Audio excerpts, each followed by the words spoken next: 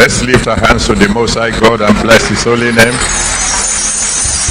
Give Him glory, give Him honor, give Him adoration. Bless the King of Kings, bless the Lord of Lords. Worship the Ancient of Days. Thank you, Father. We give you all the glory. We give you all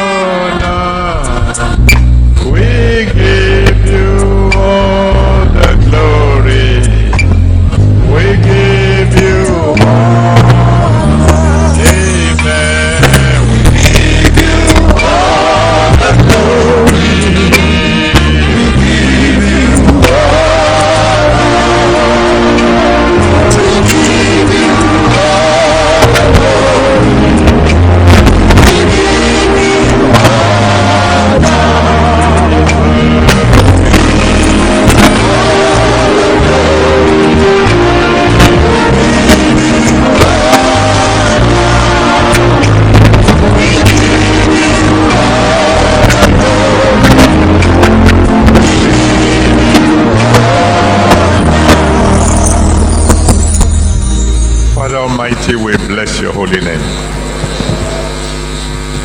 The master builder, we magnify your holy name. Accept our worship in Jesus' name. Thank you for building this temple. Thank you for starting it. Thank you for completing it. Please accept our worship in Jesus' name. Thank you for the salvation of our souls.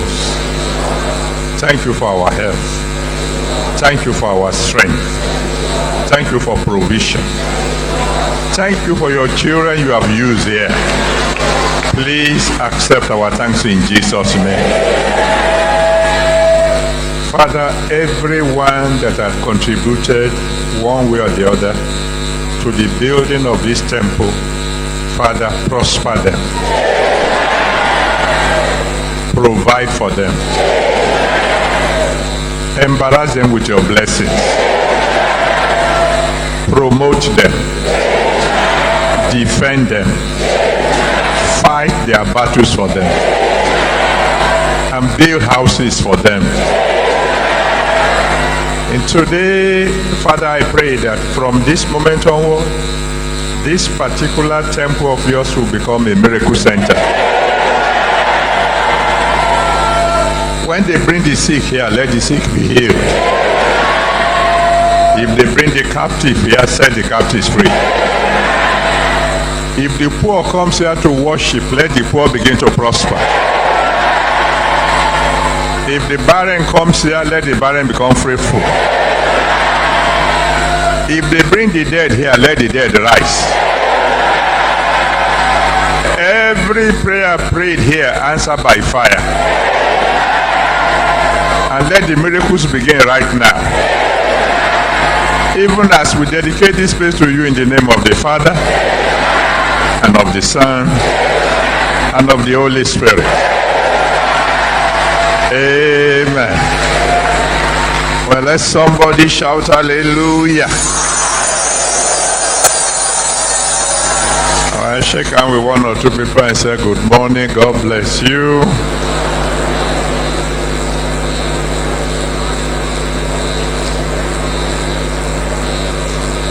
And then you may please be seated.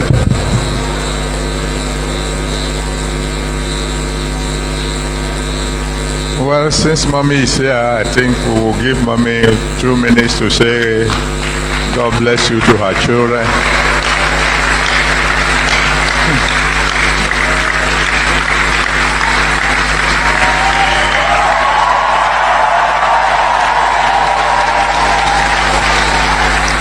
Amen. Kindly be seated. I want to give glory to the Almighty God for what He is doing in RCCG at this particular time, and I want to thank Him for making it possible for us to be here today. And to let you know how happy I am, I will let you have a share of what God has discussed with me when we were on our way here. Amen. The first thing is to share my song when we were we are back to ground zero in our lives.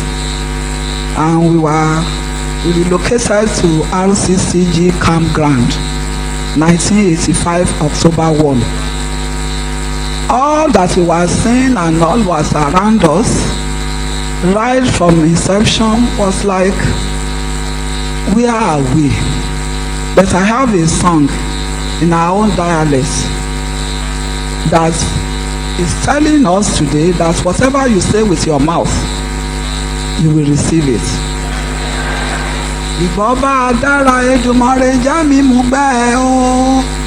Já mi mú gbẹ́ ní tèmi, já mi mú gbẹ́ o. Ìbọ̀bá dára Èdùmàrè já mi mú gbẹ́. That song simply says that when it's going to be good, Lord, let me be there to see it. Hallelujah. And as a result, I want to salute the General Overseer. I want to say congratulations. You will live to see more good days. In Jesus' mighty name. And I want to say thank you to all of you, because you will be my mouthpiece to all the RCCG members you see, for the overwhelming celebration you gave to me for almost 2 weeks. I want to say thank you. And please help me to tell your neighbor both right and left and say, God will celebrate you.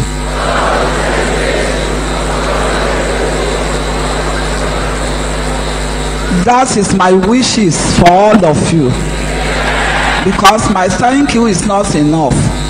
I also want to congratulate the regional pastor, Pastor Pandey, and his wife.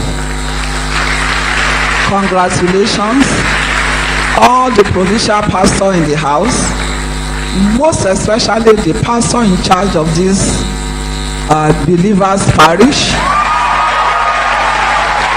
the wife, and all the co-ministers and the elders and the building committee members and everybody that has taken one section or the other to be part of this great and beautiful house of God. I pray that God himself will build your lives. Lucky 98 opened everybody's eyes to this place, to the way to this place. Now you have broken more fallow ground than it was then, because all these places nobody could ever think that they are going to be a sanctuary. So my prayer for you today is that as you have broken the fallow ground here, God will break all the fallow grounds in your lives and in your businesses and in your homes.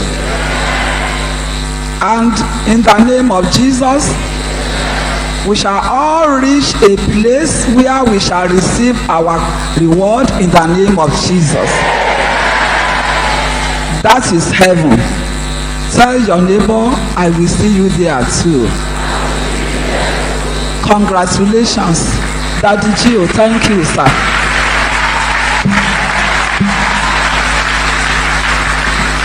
Thank you. Psalm 122, verse 1.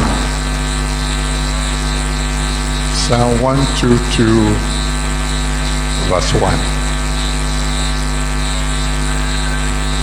While you are opening your Bibles, let me say that this is beautiful.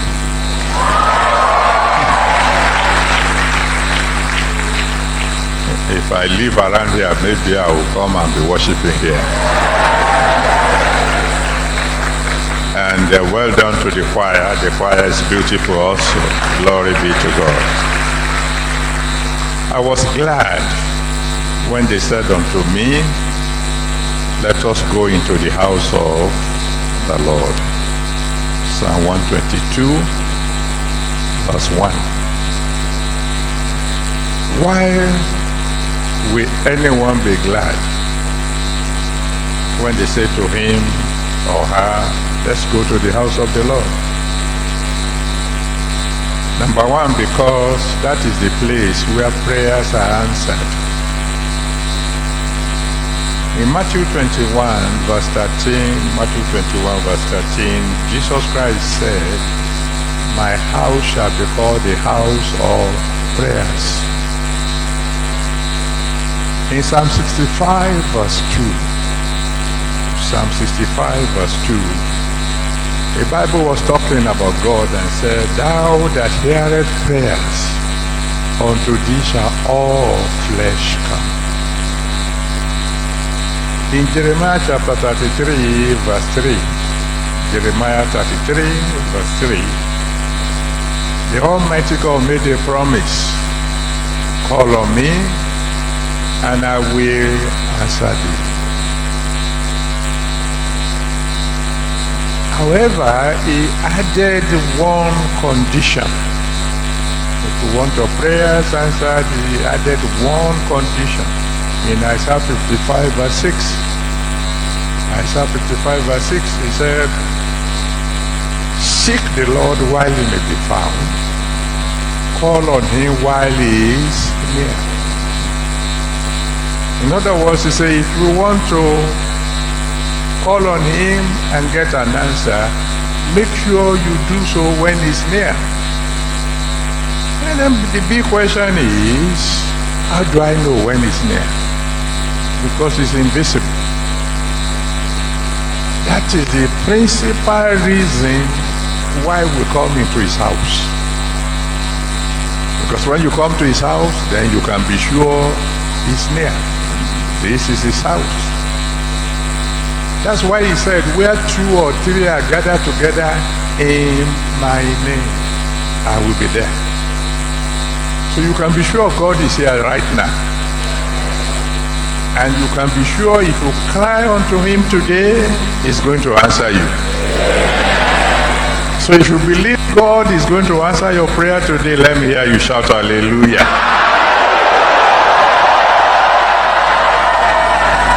I was glad when they said, let's go into the house of God, because I know if I can get into his house, my prayer will be answered. Number 2. Congratulations.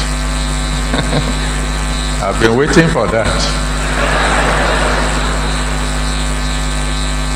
Number 2, when I get to his house, I know I will be healed. Why? Because his house is the house of the healer. Exodus 15 verse 26. Exodus 15 verse 26. He said, I am the Lord that healeth thee. So if I go into his house, I'm going to the house of the great healer. And I know this particular healer is not like any ordinary one. This is the greatest of all healers. He doesn't refer cases to other doctors, because he's the one who heals the doctors themselves. When you get to him, you can be sure you'll be healed. So when I come into his house, I come into the house of the healer, so I can be sure of my healing. For example, in Mark chapter 2, verse 1 to 12, Mark 2, verse 1 to 12, some people heard that Jesus was in a particular house, and they had a problem that no doctor can handle. So they had this friend who was paralyzed from neck downwards, and they were tired of taking care of him. So they carried him into the house where Jesus was.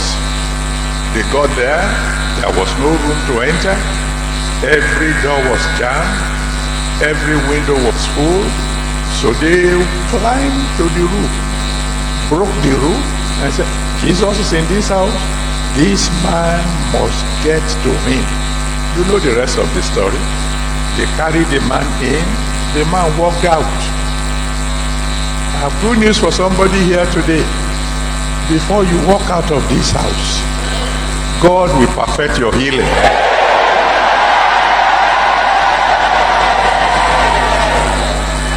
You probably remember the story of a woman.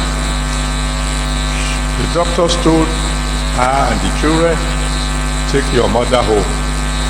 She cannot be healed. There's no use wasting money. I said, no problem.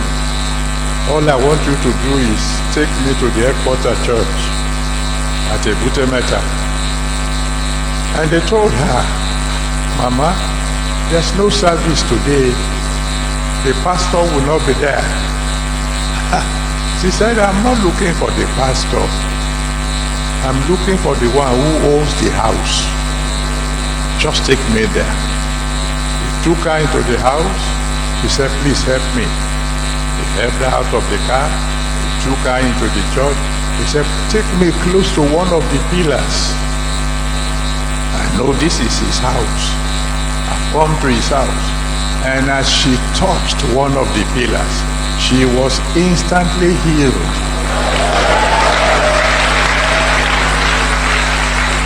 You have not come to the house of the pastor.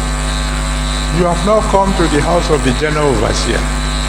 You have come into the house of the Lord, the great physician. In the mighty name of that great physician, you will receive your healing this morning.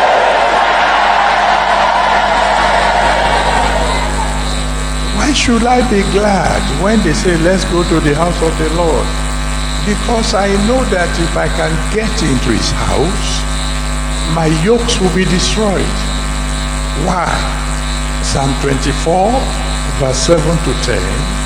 Psalm 24, verse 7 to 10 tells us that the owner of this house is the King of glory and is the Lord of hosts.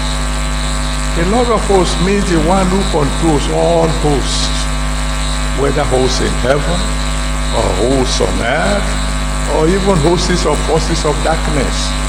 Because in Philippians chapter 2, verse 9 to 11, Philippians 2, verse 9 to 11, the Bible tells us that he has a name that's above every other name, that at the name of Jesus, every knee must bow, whether of things in heaven, or things on the earth, or things underneath the earth. That is why in Matthew 17, verse 14 to 18, Matthew 17, verse 14 to 18, a woman came to Jesus Christ and said, my daughter is grievously vexed of the devil. I'm not the one in trouble, it's my daughter. If my daughter is not here, but you are here, I'm in your presence. And I know, now that I've come to your presence, my daughter will be free. The Bible says Jesus didn't even answer her in time, but she pressed on. She was saying, I have come to the last bus stop. When you come to the house of the Lord, there's nowhere else to go to look for help, because you get help here. You will remember very well that finally Jesus Christ just said a word, and immediately the daughter was set free. Some of you remember the testimony of a bank manager who was walking somewhere in Ogun State and went completely mad. I mean, so crazy that he took hefty policemen to handcuff him and get him into their vehicle. And they were taking him to Aro. Somehow, even in his madness, he managed to say to them, this is not a case for medicine. Take me to redemption camp. And they brought him. They handcuffed him. They bound his legs because he was very, very violent. And they said to me, this madman said we should take him to redemption camp. He said, if I can get there, I will be healed. I said, fine. If he says so, then release him. They said, no, we can't. We know what we went through to capture him. I said, he said, take me to the house of God. If I get there, I'll be free. They said, sir, if we lose him and he goes berserk, you will accept responsibility. I said, I will. So they removed the chains in his legs, and they refused to remove those of his hands because they knew what they went through. But as he stepped down from the jeep, as his leg touched the ground, instantly he was made whole. I have good news for you. Because you stepped into this house today, all the forces of darkness waging wars against you are already defeated.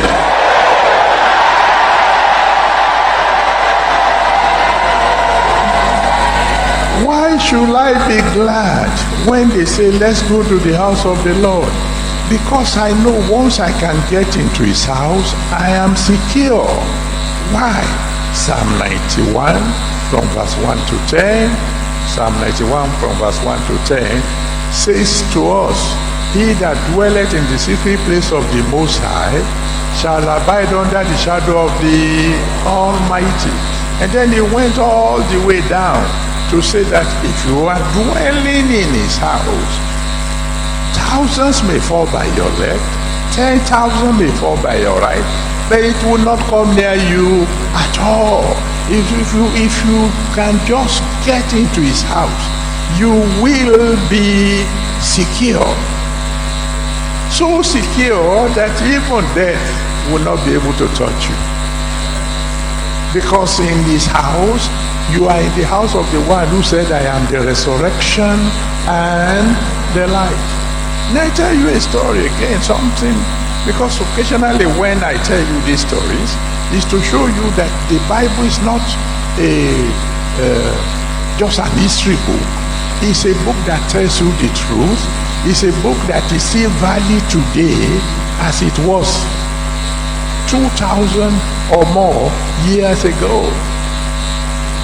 A prophet said to one man, sir, get ready, put your house in order, because you are going to die this particular year.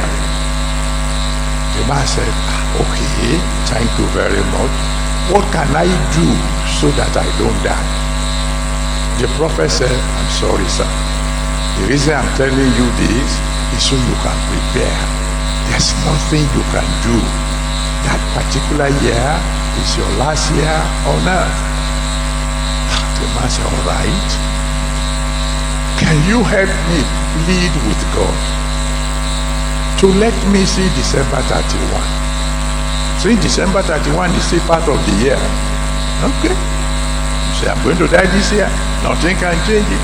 Just let me live till December 31. The prophet said, sure, you can pray to God for that. December 31 came.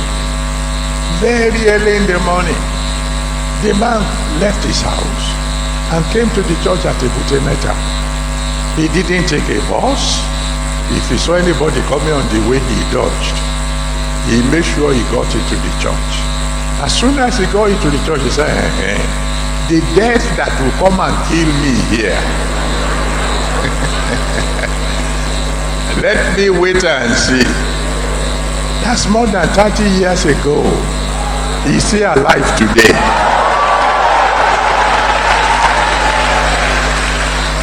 Because you have come here today, any appointment with death is cancelled.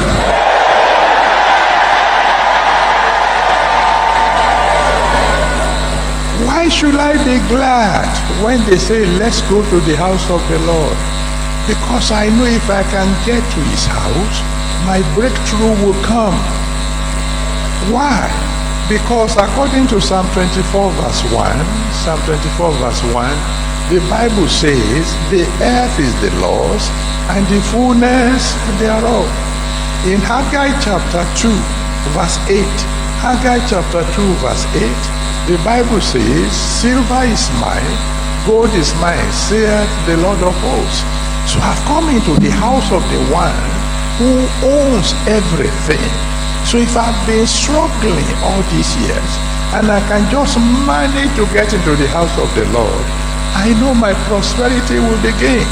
The Bible says in 2 Samuel chapter 6 verse 11, 2 Samuel chapter 6 verse 11, that as long as the Ark of the Covenant was in the house of Obed-Edom, God prospered him mightily. Unfortunately, there was a man called King David. He went and took the ark away. This David fellow was a very strange man. But you don't have to just have the ark in your house. Why don't you just come into the house of God himself? And your prosperity will continue forever. Some of you will remember the case of a young man. He has all the qualifications. He wrote applications for job he couldn't get. He tried everything, nothing, and he was suffering. One day he made up his mind. I'm going to the Holy Ghost service. But he had no money, not even enough money for transport from Lagos to the camp. But he said, if I get there, I will meet God. So he woke up very early in the morning and began to trek from Lagos to Redemption Camp. By the time he arrived, just as the service was beginning, he was so weak that he fainted. And when people saw a man fainting, they rushed and began to pour water on him and so on, so he recovered. When he recovered, man, what is your problem? And then he told them his story. I trekked 46 kilometers to get here because I want to meet the Lord. They came and told me the story. I told the people what had happened. That day he got 6 jobs. Because there were people there who said, if a man is this determined to worship God, he shouldn't suffer.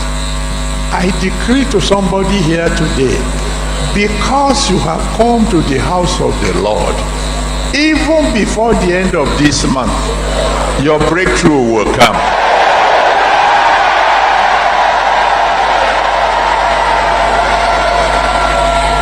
And so, why should I be glad when they say, let us go into the house of the Lord? Should be glad because I'm coming to the house of the ultimate builder.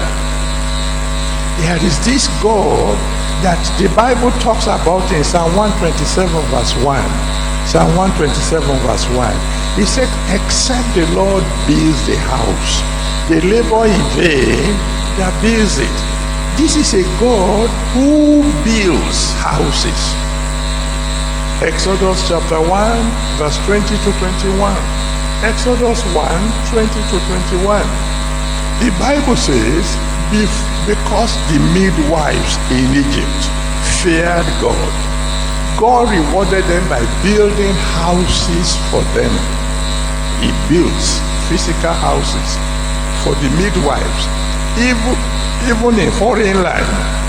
But he doesn't just build houses, he builds marriages. Genesis chapter 2 verse 18. Genesis 2 verse 18. It is God who said it is not good that man should be alone. I will make a helpmate for him. So I am believing God for those who should be married by now, who are yet to be married. Because you came today, in the mighty name of Jesus, before the end of the year, the wedding bell for you will ring. Now, he doesn't just build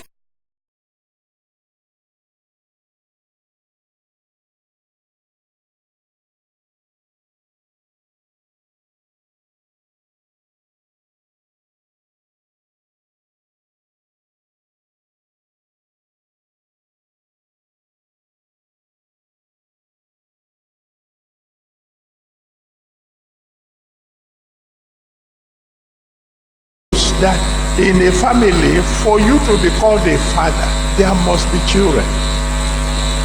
And that's why I have good news for all of you who are trusting God for the fruit of the womb.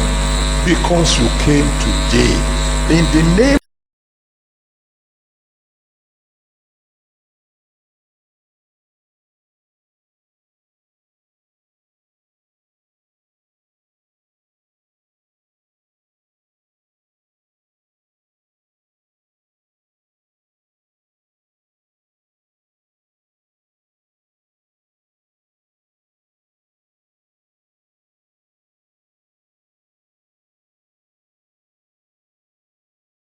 1 to 7. Luke 5 verse 1 to 7. The Bible tells us about Peter, who fished all night and caught nothing. But then the master builder came into his boat, the boat he uses for business. And in a single moment, the man who had been a total failure became a total success. He is interested in building businesses. That's why I rejoice with those of you who have contributed one way or the other into building this house. No matter how little your contribution, in the name that's above every other name, very soon, you alone, single-handedly, will be building churches all over the nation.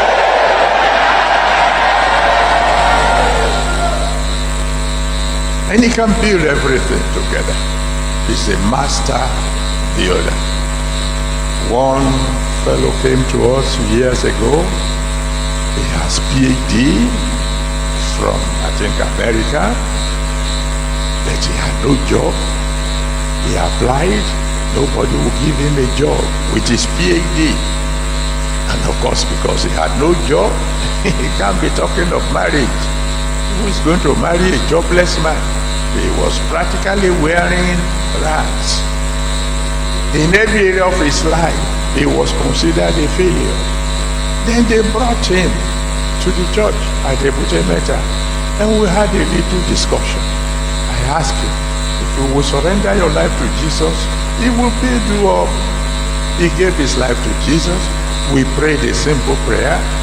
Before he got back home, and he's from somewhere in Oyo State, in those days there were no mobile phone. The phone rang again and they said, we've been calling for you. It was line. Where have you been? He said, I went to Lagos. We have a job for you. He didn't apply. But the government said they had a job for him. He got the job, a very good job. 3 months later, he met a lady. They got married. 9 months after they married, they had a set of twins. God began to build this man. He was poor.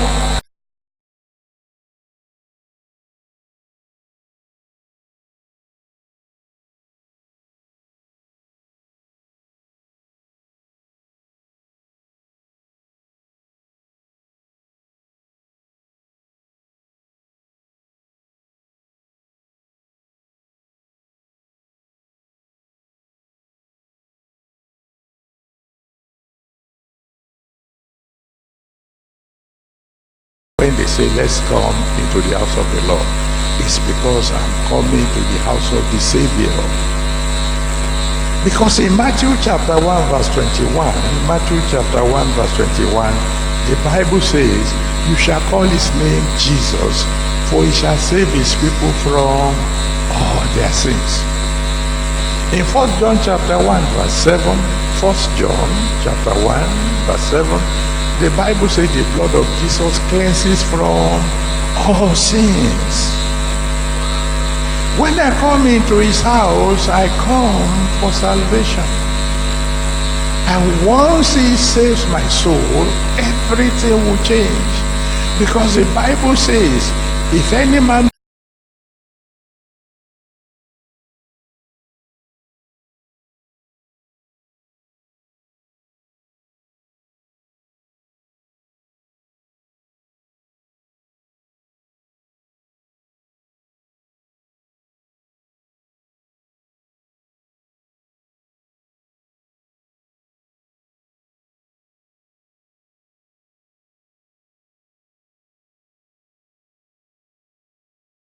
my life to Jesus. I used to be sick. I was a sportsman. But every 2 weeks, without fail, malaria will knock me down. And it's not malaria of the small type. It's of the severest type. That if treatment was not given immediately, I become unconscious. Then I gave my life to Jesus. And by the grace of God, for more than 40 years now, no malaria again. I was struggling financially. You had my testimony before. I had a car. I was a lecturer in the university. But I came from the bush. You know me, I'm a bush boy. And I'm proud to be. And so I was afraid of driving in Lagos, so I got a driver. At the beginning of the month, I will pay my driver his salary. before the middle of the month, I will be borrowing money from my driver to buy petrol. Today, by the grace of God, I don't borrow from my driver anymore. I don't borrow from anyone at all. Before he saved my soul, I was afraid to go home. Afraid of witches and wizards in my village because they are a very special type. When they say they want to use you for breakfast, the meaning of that is that you won't see tomorrow morning. And so when they told my father they were going to use me for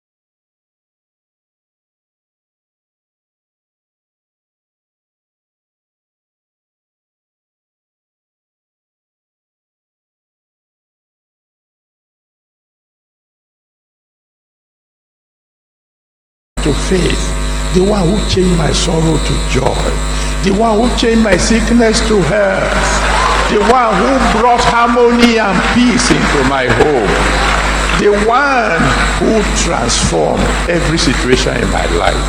So if you are here this morning and you have come to help us celebrate, but you haven't tasted the joy of salvation, I want to give you an invitation. Come to Jesus today. You have come to his house. He's ready to save your soul. He's ready to transform your life. All you need to do is come, surrender to him and say, from now on, I will live my life for you. And I guarantee you, everything will change. So if you want to give your life to Jesus Christ, come. I'm going to count from 1 to 7.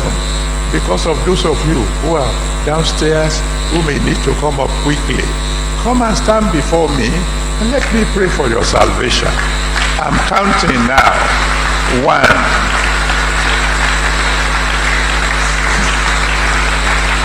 This is your day, your own day of salvation.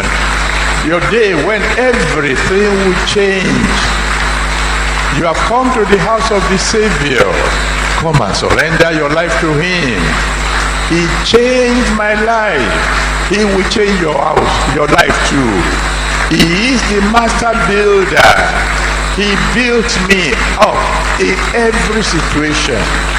He built my family. He built my finances.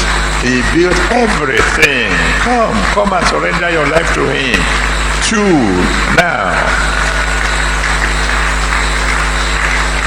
Come to the master builder. 3,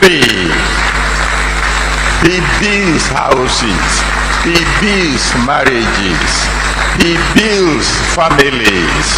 He builds businesses. He builds joy. He can build you. He can transform you. Come to him. 3,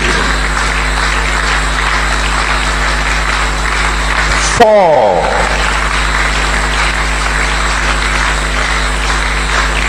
Come quickly. In his house, prayers are answered. He will answer your prayers today. Come and surrender your life to him. 5. Thank you, those of you who are clapping. Your hands will never wither. Come. Please, don't block the road. Keep the road open. Those of you by the road, let them come. Come quickly. Stay out of the way. Let those who want to come, please. 6. Let them come. Usher, move out of the way. Move out of the way. Let them come. Thank you, Father. Glory be to God. Keep coming, keep coming, keep coming. Keep coming. This is your day. This is your day. Keep coming, keep coming. Thank you, Father. Amen. Now those of you who are in front, please talk to Jesus Christ. Very simple prayer, like I prayed in my own time. I just said, Lord, have mercy on me. Save my soul. Come and dwell in me. And I will serve you for the rest of my life. That's all I prayed. You go ahead and pray the same prayer. And the rest of us, let's stretch our hands towards these people and intercede for them, that the one who saved our souls will save their own souls also. Pray for them, brethren. Intercede for them. And if there's anyone who still wants to come. You are not late yet.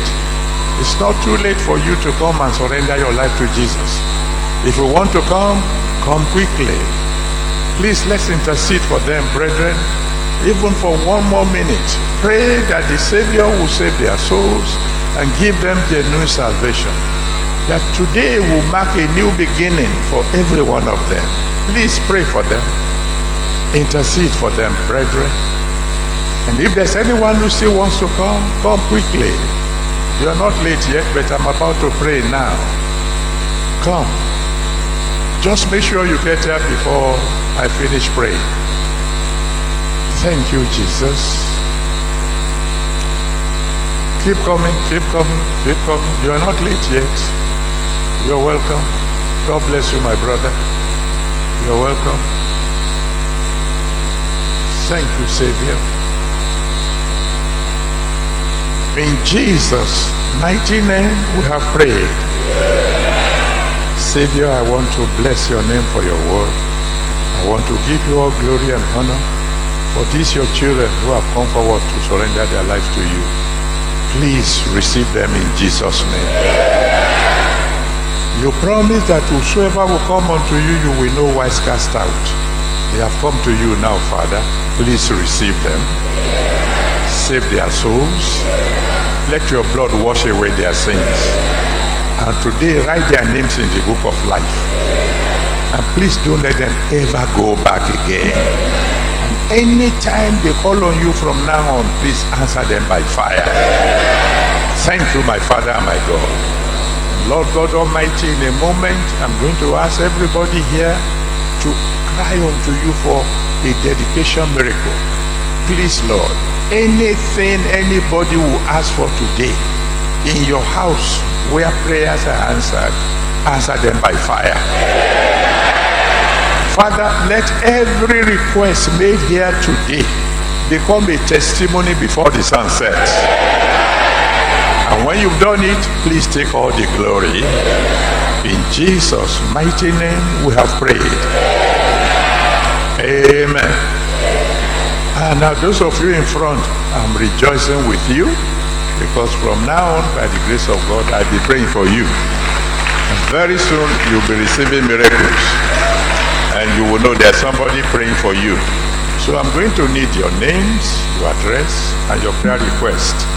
The counselors will be attending to you in a moment. But before then, I want you to be part of the prayer we are going to pray now. You heard me say that every prayer prayed here today will become a testimony before nightfall. So I want you to stay where you are, join us as we pray, and then the counselors will take over. The rest of us, do you believe God will answer your prayer today? Can you feel the presence of God here? Let me hear you shout hallelujah. Now I want you to make sure you don't ask God for something small today. But this is a very special day. So the greatest miracle you want, that's what I want you to ask God for. So lift your voice to the Almighty God and say, Father, today as a dedication miracle, give me this particular miracle. Go ahead, talk to the Almighty God and tell him what that particular miracle you want is. Go ahead, talk to the Almighty, cry to the Almighty God.